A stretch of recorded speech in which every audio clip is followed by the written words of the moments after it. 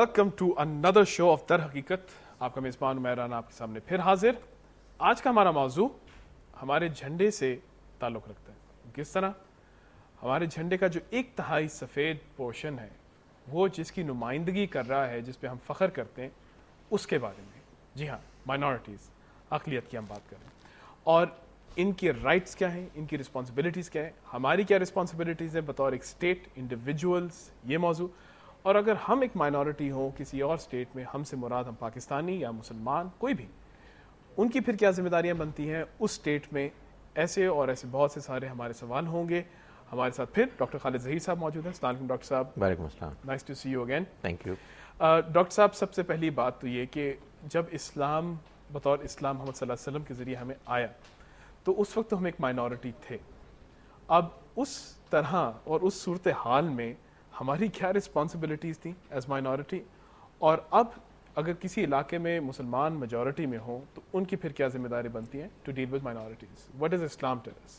देखिए, बात यह है कि अगर हम माइनॉरिटी हैं तो हमें मेजॉरिटी के साथ मिल के रहना है। वो अपने मुल्क में जो कवानीन बनाते हैं, उन कवानीन का हमें अपने आप को पाबंद करना है। यकीनन अगर कोई कानून ऐसा है कि जो हमारे दीन मज़हब के वाज़े तरीक़े पर ख़िलाफ़ है, तो हम उनसे ये रिक्वेस्ट करेंगे कि हमें उसका पाबंद होने से एग्जेम्प्ट किया जाए। आम हालात में जो मुल्की कवानीन हैं वो हम पर भी लागू होंगे, दूसरों पर भी लागू होंगे। लाइकवाइज यही सूरत हाल होगी जब हम मेजॉरिटी में होंगे। हम मिलकर कवानीन बनाएंगे, तमाम इंसानों की बेहतरी और बहबूद को पेश नज़र रखते हुए उसकी पाबंदी हमको भी करनी है, उसकी पाबंदी माइनॉरिटीज़ को भी करनी है। जहाँ कहीं कोई मामला ऐसा होगा कि जिसका ताल्लुक़ दीन मज़हब से है, उसमें ज़ाहिर है कि हर फ़र्द अपने अपने नुक्ता नज़र के मुताबिक अपनी प्राइवेट ज़िंदगी में अमल करेगा। जो मामलात कलेक्टिविटी से मुताल्लिक़ हैं, उसमें जो मेजॉरिटी फ़ैसला करेगी उस फ़ैसले को माना जाएगा, उसकी पाबंदी की जाएगी। अगर हमें उससे इख्तलाफ है तो हम अपने उस इख्तलाफ को बयान करेंगे।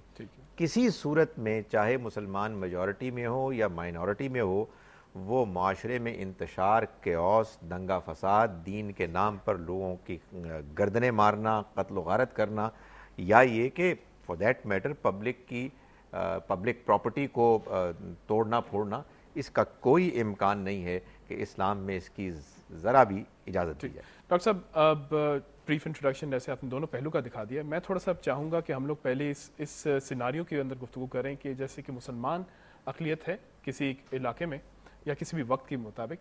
मेरा ख्याल से एक सेंसिबल तरीका, ताकि हमें, चूँकि हम पाकिस्तान में हैं मेजॉरिटी में, इनको अंदाज़ा भी हो कि जब अक़लियत में हो तो क्या फ़र्क पड़ता है। आप ये बिल्कुल सही फरमा रहे हैं। बड़ी अजीब बात होती है कि हम इस बात को भूल जाते हैं अपनी माइनॉरिटीज़ अक़लियत के साथ ज़्यादती करते हुए कि हमारे मुसलमान हम मज़हब लोग बहुत से दूसरे ममालिक में माइनॉरिटीज़ के तौर पर जी रहे हैं, ज़िंदगी गुजार रहे हैं।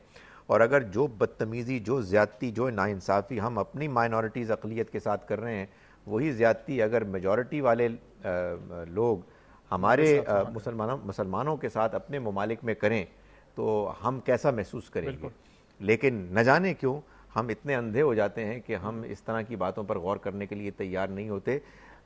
दूर की बात तो दूर की बात है, हमारे हमसाए में इंडिया में मुसलमान माइनॉरिटीज़ में हैं, और ज़ाहिर है कि हम ये नहीं चाहेंगे कि हमारे मुसलमान बहन भाइयों के साथ ज़रा सी भी ज़्यादती की जाए।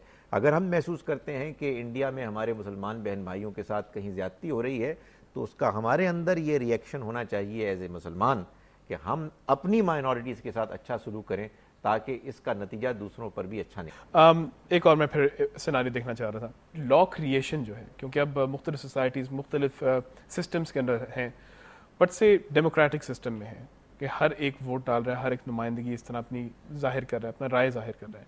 अब डेमोक्रेटिक सिस्टम में कोई ना कोई रिप्रेजेंटेशन भी होती है। हमने रिसेंटली देखा यूरोपियन स्टेट्स में कोई ना कोई ख़वातीन ऐसी आई जिन्होंने हिजाब पहना हो, and it has been positive in that way. तो being involved in the local political system, क्या ये भी एक अच्छा सोल्यूशन है? एब्सोल्युटली, मैं ये समझता हूँ जी कि अगर आपके लिए हिजरत करना मुमकिन नहीं है, और ज़ाहिर है कि बहुत से केसेस में ये बात बहुत मुश्किल होती है, تو یہی ایک واحد حل ہے، سب سے زیادہ پسندیدہ اور مطلوب اور سب سے زیادہ ایفیکٹو حل ہے۔ اس کی وجہ یہ ہے کہ دیکھیے یہ بات کہ فرانس میں مسلمان بچیوں کو اسکول میں جاتے ہوئے سر ڈھانکنے سے روکا گیا ہے، یہ وہاں کے سمجھدار لوگ سمجھتے ہیں کہ ایک بیہودہ قانون ہے۔ ظاہر ہے کہ اس کو بہت زیادہ چلنے کا کوئی امکان نہیں ہے اس کے لیے۔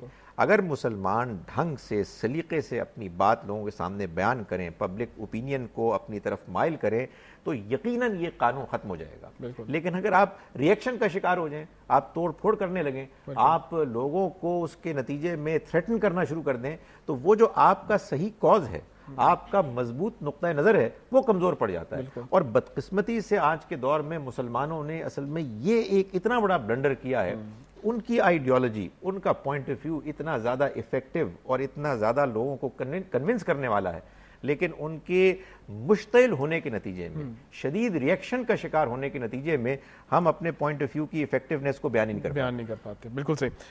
اب میں دوسرے پہلے پہ آنا چاہ رہا تھا ڈاکٹر صاحب کہ ہم لوگ بعض اوقات یہ بھی دیکھتے ہیں کہ جہاں اگر کسی ہمدردی کا ظاہر کرتے ہیں، ہم نے ریسنٹلی جیسے ڈینش کارٹونز کا بھی دیکھا، لیکن مجھے جو واقعہ یاد آتا ہے جو کہ میرے نزدیک ایک بہت ہی سنگین واقعہ تھا، 1991 کے قریب میرا خیال سے بابری مسجد شہید ہوئی تھی انڈیا میں۔ اب وہ جس وجہ سے جن فورسز نے جہاں بھی کی وہ ہو گئی، افسوس ہوا، بہت افسوس ہوا، لیکن افسوس مجھے اس سے زیادہ اس وقت ہوا کہ جب پاکستان میں کوئی میرا خیال سے 52 مندر گرا دیے گئے تھے۔ اب یہ جو ریاکشن ہے، یہ ایک نیچرل ریاکشن بھی ہوتا ہے غصے کا، لیکن اس کو کس طرح ہم ریشنلی سمجھائیں لوگوں کو کہ یہ ڈیل کرنے کا صحیح طریقہ نہیں ہے؟ How do explain it to them?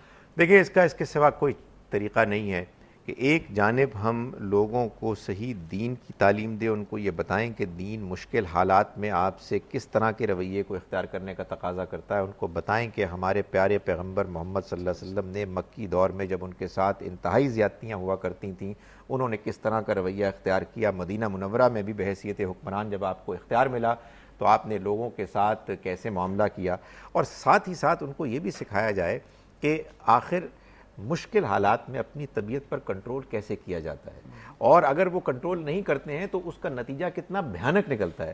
اصل میں ان مسلمان دور حاضر میں اتنے زیادہ شارٹ سائٹڈ ہو گئے ہیں، یعنی معاملات کو اتنے کم وقت کے حدود اور دائرے کے اندر دیکھتے ہیں، تناظر میں دیکھتے ہیں، کہ ان کو اس چیز کا اندازہ نہیں ہوتا کہ جو کچھ وہ کر رہے ہیں اس کا لانگر ٹرم پیریڈ پر کتنا برا اثر پڑے گا۔ تو میں سمجھتا ہوں کہ ہماری تعلیم، ہماری تربیت کی کمی ہے، ہمارے اندر اس مزاج کے لوگ بہت کم ہو گئے ہیں کہ جو لوگوں کو، مسلمانوں کو متاثر کر کے لیڈرز بن کے یہ سمجھائیں کہ سب سے بڑی خوبی یہ ہے کہ انسان مشکل حالات میں صبر کرے، اپنے جذبات پر کنٹرول کرے، اور اس طرح سے لوگوں کے اوپینین کو، پبلک اوپینین کو اپنی طرف مائل کرے، نہ کہ اپنا مخالف بنا لے۔ بالکل، مثال بنے، اور آپ بھی صبر کریں۔ گزارش ہے اس بریک میں تھوڑا صبر کریے گا، واپس ہم آئیں گے اور پھر مزید اس موضوع پہ بات کریں گے۔